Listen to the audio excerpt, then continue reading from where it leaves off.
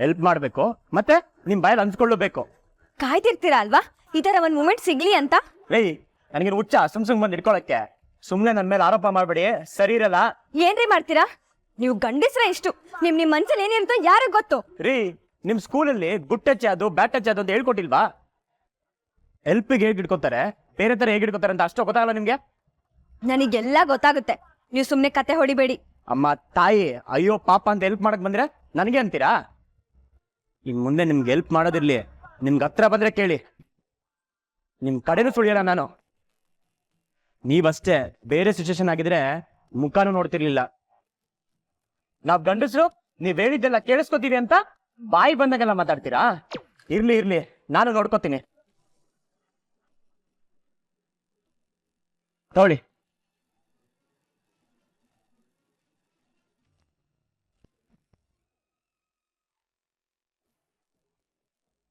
ಏನೋ ಹೆಲ್ಪ್ ಮಾಡಕ್ ಹೋದ್ರೆ ನನಗೆ ಬೈತಾರೆ. ಅದೇನ್ ಹುಡ್ಗಿರೋ ಏನೋ. ಏನ್ ಮಗ ಲಡ್ಡು ಬಂದು ಬಾಯಿಗೆ ಬಿತ್ತಾ? ಏನೋ ನಿಂದು? ನಾನೆಲ್ಲ ಲೈವ್ ಅಲ್ಲಿ ನೋಡ್ದೆ ಬ್ರೋ. ಏನ್ ನೋಡ್ದೆ? ಬೆಕ್ಕಿಗೆ ಚೆಲ್ಲಾಟ ಅಂದ್ರೆ ಇಲ್ಲಿಗೆ ಪ್ರಾಣ ಸಂಕಟ. ಆ ಹುಡುಗಿಗೆ ಪಾಪ ಹೆಲ್ಪ್ ಮಾಡಕ್ ಹೋದ್ರೆ ಇಲ್ಯಾಕ್ ಮುಡ್ತೀರಾ ಅಲ್ಯಾಕ್ ಮುಡ್ತೀರಾ ಅಂತಾರೆ. ಏನ್ ತಪ್ಪು? ಈ ಹುಡುಗಿಯರ ಹೆಂಗ ಮಗ, ಒಂದ್ಸಲ ಹೆಂಗಿರ್ತಾರೆ ಇನ್ನೊಂದ್ಸಲ ಹೆಂಗ ಆಗ್ತಾರೆ, ನಾವೇ ಅರ್ಥ ಮಾಡ್ಕೋಬೇಕು. ಯಾಕೆ ಅಂದ್ರೆ ನಾವು ಹುಡುಗರು. ಏನ್ ಅರ್ಥ ಮಾಡ್ಕೋಬೇಕೀಗ? ನೋಡು ಬ್ರದರ್, ನಿನ್ನ ಪ್ರಯತ್ನನ ನೀನ್ ಬಿಡ್ಬೇಡ. ಹುಡುಗರು ಹುಡುಗಿಯರ ವಿಚಾರದಲ್ಲಿ ಛಲ ಬಿಡದ ತ್ರಿವಿಕ್ರಮನ ಹಾಗಾಗ್ಬೇಕು, ಆವಾಗ್ಲೇ ರಿಸಲ್ಟ್ ಸಿಗೋದು. ಬಿಟ್ಟ ಅಂದ್ರೆ ಈಗ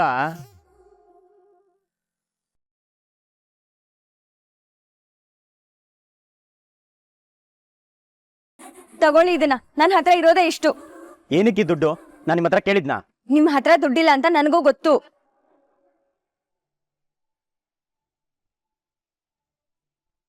ನೆನ್ನೆ ಗಾಡಿ ತಳ್ಕೊಂಡ್ ಬಂದ್ರಿ ಅಲ್ವಾ ನೀವು?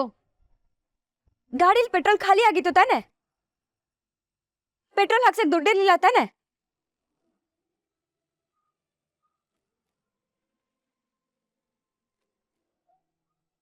ನಿಮ್ಮ ಈ ಸ್ವಾಭಿಮಾನನ ಕಟ್ಟಿ ಬದಿಗಿಡಿ, ನನ್ನ ಹತ್ರ ಇಟ್ಕೋಬೇಡಿ. ನಾನು ನಿಮ್ ಫ್ರೆಂಡು, ಸುಮ್ನೆ ತಗೊಳ್ರಿ ಇದನ್ನ. ನಿಮ್ ಚಾರಿಟಿ ನನ್ಗೇನ್ ಬೇಕಾಗಿಲ್ಲ.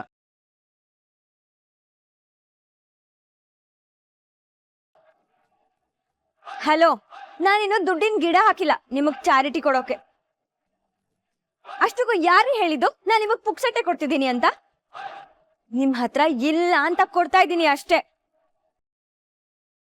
ದುಡ್ಡು ಬಂದ್ಮೇಲೆ ವಾಪಸ್ ಕೊಡ್ಬೇಕು. ಈಗೇನ್ ಬೇಕೋ ಬೇಡ್ವೋ? ಕೆಲ್ಸಕ್ಕೆ ಹೋಗ್ತಿರೋ ಇಲ್ವೋ? ನಾನೇ ನಿಮ್ಗೆ ನಾಮ ಹಾಕಲ್ಲ, ಬಡ್ಡಿ ಸಮೇತ ವಾಪಸ್ ಕೊಡ್ತೀನಿ. ಕೊಡ್ತೀನಿ ಅಂತಾನೆ ಕೊಟ್ಟಿರೋದು. ಕೊಡ್ತೀನಿ ಅಂತಾನೆ ಹೇಳಿದ್ದು. ಹೋಗ್ರಿ. ಹೋಗ್ರಿ. ಹಲೋ, ಏನು? Thank you. ಇರ್ಲಿ. ಹಾಗಂತ ಇದನ್ನೇ ಸದ್ರ ತಗೋಬಿಡಿ. ನಿಮ್ ಬಗ್ಗೆ ಒಳ್ಳೆ ಭಾವನೆ ಇದೆ, ಅದಕ್ಕೆ ಕೊಟ್ಟೆ. ಹಾಗಾದ್ರೆ ನನಗೆ ಕೆಟ್ಟ ಭಾವನೆ ಇದೆಯಾ? ನೀವ್ ಹಾಗ ಅನ್ಕೊಂಡ್ರೆ ನನ್ ಪ್ರಾಬ್ಲಮ್ ಅಲ್ಲ. ಹೋಗ್ರಿ. ಅಯ್ಯೋ ಹೋಗ್ರಿ. ಕರ್ಮ ಬೆಳಗ್ಗೆ ಜಗಳ ಆಡಿ ಕಳಿಸ್ತಿದಾರೆ. ಇಡೀ ದಿನ ಹೇಗಿರುತ್ತೋ ಏನೋ.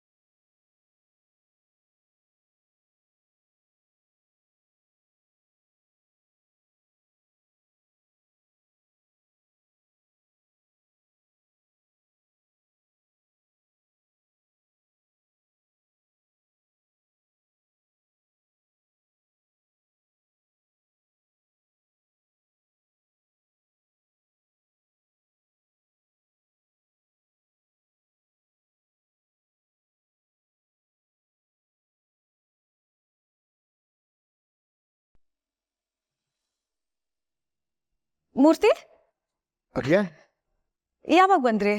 ನಾನು ಆಗ್ಲೇ ಬಂದೆ ಅದಕ್ಕೆ. ಒಳ್ಳೇದು. ತಿಂಡಿ ತಿನ್ನೋರಂತೆ, ಬನ್ನಿ. ಅಯ್ಯೋ ಇಲ್ಲ, ನಂಗೆ ಕೆಲಸ ಇದೆ, ನಾನು ಹೊರಡ್ತೀನಿ. ಏನಂತ ಅರ್ಜೆಂಟ್ ಕೆಲಸ ನಿನಗೆ? ನೆನ್ನೆ ಆಫೀಸ್ನಲ್ಲಿ ಫೈರ್ ಇನ್ಸಿಡೆಂಟ್ ಆಯ್ತಲ್ಲ, ಅದಕ್ಕೆ ನಾನು ಸ್ವಲ್ಪ ರೂಡಾಗಿ ಮಾತಾಡಿದೆ. ಅದನ್ನೇ ಮನಸ್ಸಿನಲ್ಲಿ ಇಟ್ಕೊಂಡು ನಮಗೆಲ್ಲ ಗುಡ್ ಬೈ ಹೇಳಿ ರೆಸಿಗ್ನೇಷನ್ ಕೊಟ್ಟು ಹೋಗೋದಕ್ಕೆ ಬಂದಿದ್ದಾನೆ.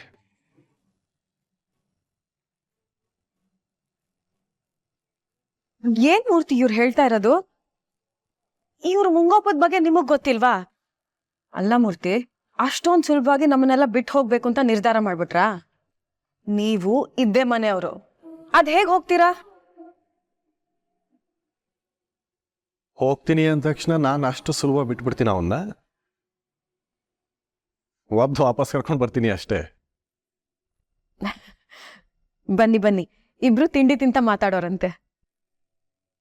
ಅಯ್ಯೋ ಅದಕ್ಕೆ ನಿಜವಾಗ್ಲೂ ನಂದು ತಿಂಡಿ ಆಗಿದೆ. ಅದು ಅಲ್ಲದೆ ನಿನ್ನೆ ಆಫೀಸಲ್ಲಿ ಫೈರ್ ಇನ್ಸಿಡೆಂಟ್ ಆಯ್ತಲ್ಲ, ಅದರದ್ದು ತುಂಬ ಕೆಲಸ ಬಾಕಿ ಇದೆ. ಅಲ್ಲಿ ಏನಾಗ್ತಿದೆ ಅಂತ ನೋಡಬೇಕು.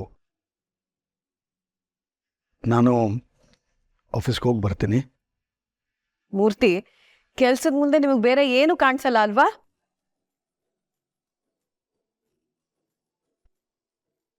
ನಾನು ಆಫೀಸ್ಗೆ ಹೊರಡ್ತೀನಿ. ಧರ್ಮ, ಹೊರಡ್ತೀನಿ. ಸರಿ.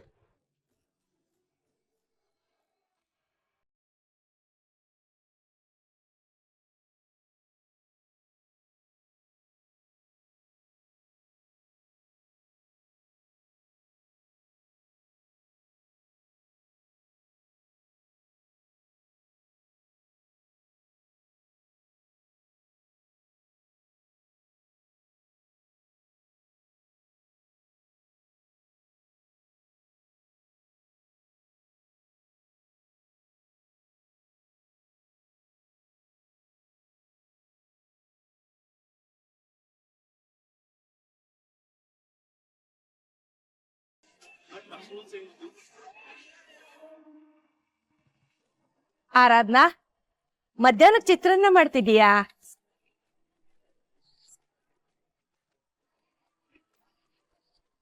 ಲತಾ, ನಮ್ಮ ಆರಾಧನೆಗೆ ಚಿತ್ರಾನ್ನ ಅಂದ್ರೆ ತುಂಬಾ ಇಷ್ಟ. ವಾರಕ್ಕೆ ಒಂದ್ಸತಿನಾದ್ರೂ ಮಾಡಿಸ್ಕೊಂಡು ತಿನ್ನೋಳು. ಅಮ್ಮ ಮಾಡೋ ಚಿತ್ರಾನ್ನದಲ್ಲಿ ಮ್ಯಾಜಿಕ್ ಇದೆ ಅಜ್ಜಿ. ಎಷ್ಟು ರುಚಿ ಗೊತ್ತಾ ಅದು.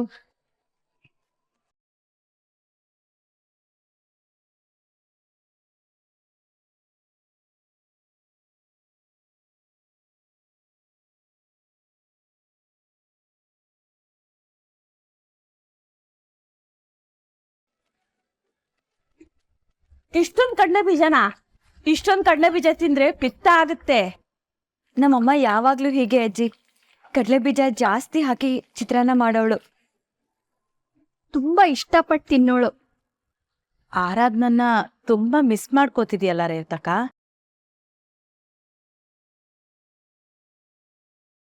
ಅವಳೆ ಮನೆಯಿಂದ ಆಚೆ ಕಳಿಸಿ ಈಗ ನೆನೆಸ್ಕೊಂಡ್ರೆ ಏನ್ ಪ್ರಯೋಜನ?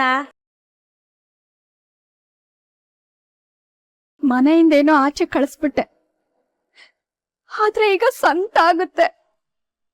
ನನ್ ಕಷ್ಟನ ಯಾರ ಹತ್ರ ಹೇಳ್ಕೊಳ್ಳಿ?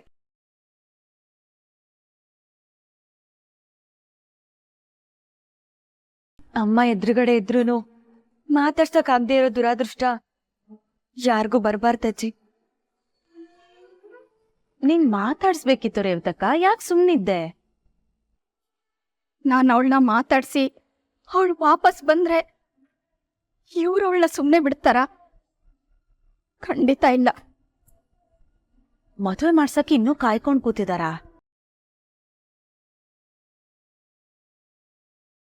ಅನುಮಾನನೇ ಇಲ್ಲ, ಆ ಮಹೇಶ ನೀನು ಮದುವೆ ಮಾಡಿ ದುಡ್ಡು ಹೊಡಕ್ಕೆ ಕಾಯ್ತಾ ಇದ್ದಾನೆ. ಆದ್ರೆ ನಾನ್ ನಿಮ್ಮನೇಲಿದ್ರೆ ಮಹೇಶ್ವರ್ ಅಮ್ಮಂಗ್ ಕಷ್ಟ ಕೊಡಲ್ವಾ? ಕೊಡ್ತಾರೆ, ಆದ್ರೆ ನನಗೇನದು ಹೊಸ್ತಲ್ವಲ್ಲ. ಹಾಗಂತ ನನ್ ಮಗಳನ್ನ ನರ್ಕಕ್ ತಳ್ಳಕ್ಕಾಗುತ್ತಾ? ಪಾಪ ನನ್ ಕಂದ ಇಷ್ಟು ವರ್ಷ ನನ್ಗೋಸ್ಕರ ಎಷ್ಟೆಲ್ಲ ಸಹಿಸ್ಕೊಂಡಿದ್ದಾಳೆ. ಈ ಮನೆಗೋಸ್ಕರ ತನ್ನ ಜೀವನೇ ತೆಗೆದಿದ್ದಾಳೆ.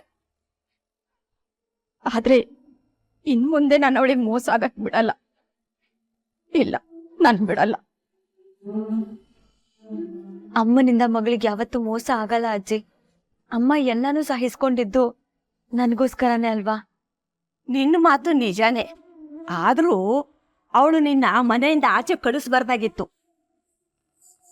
ನೀನ್ ಅವಳನ್ನ ಮನೆಯಿಂದ ಆಚೆ ಹಾಕದ್ ನೋಡಿದ್ರೆ ಇದೆಂತ ಒರಟುತನ ಅನ್ನಿಸ್ಬಹುದು.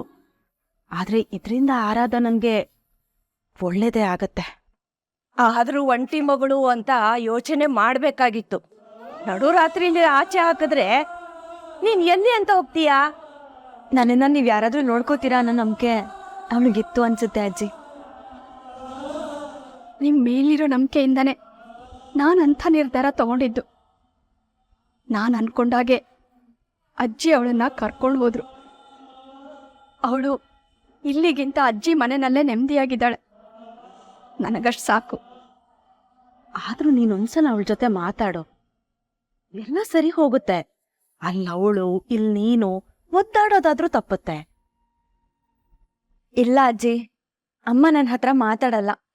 ಮಾತಾಡಿದ್ರೆ ಮಹೇಶ್ವರ್ ಎಲ್ಲಿ ತೊಂದರೆ ಮಾಡ್ತಾರೆ ಅನ್ನೋ ಭಯ ಅವಳಿಗಿದೆ. ಅಮ್ಮ ಮಗಳನ್ನ ಅರ್ಥ ಮಾಡ್ಕೊಳ್ಳೋದೇ ಕಷ್ಟ ಆಗಿದೆ. ಒಟ್ನಲ್ಲಿ ಎಲ್ಲ ಸರಿ ಹೋದ್ರೆ ಸಾಕು.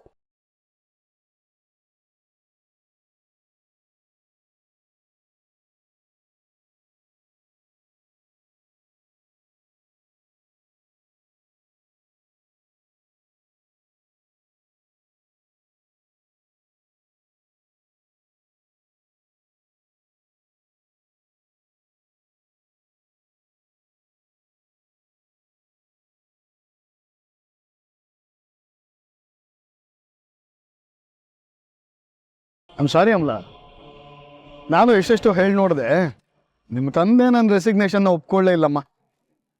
ಅದೇನೇ ಆದ್ರೂ ಅವ್ನ್ ನಿಮ್ನ ನಂಬದ್ ಬಿಡೋದಿಲ್ಲ ಅಲ್ವಾ? ಅದು ಆ್ಯಕ್ಚುಲಿ ಏನು ಅಂದರೆ, ನೋಡು, ಈ ನೀರು ಇದೆಯಲ್ಲ, ನೀರು, ಅದನ್ನು ನಾನು ಕಟ್ ಮಾಡಿಬಿಡ್ತೀನಿ, ಕತ್ತರಿಸಾಕ್ಬಿಡ್ತೀನಿ, ತುಂಡು ಮಾಡಿಬಿಡ್ತೀನಿ ಅನ್ನೋದು ಮುಟ್ಟಾಳ್ತನ ಅನ್ಸ್ಕೊಳ್ಳುತ್ತೆ.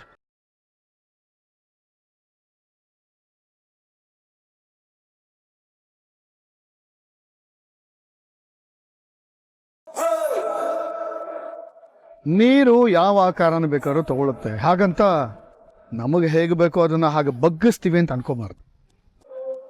ಹಾಗೆ ನನ್ನ ಧರ್ಮನ ಫ್ರೆಂಡ್ಶಿಪ್ ಕೂಡ ನಮ್ಮಿಬ್ಬರನ್ನ ಯಾರಿಂದನೂ ಬೇರೆ ಮಾಡೋಕ್ಕಾಗಲ್ಲ.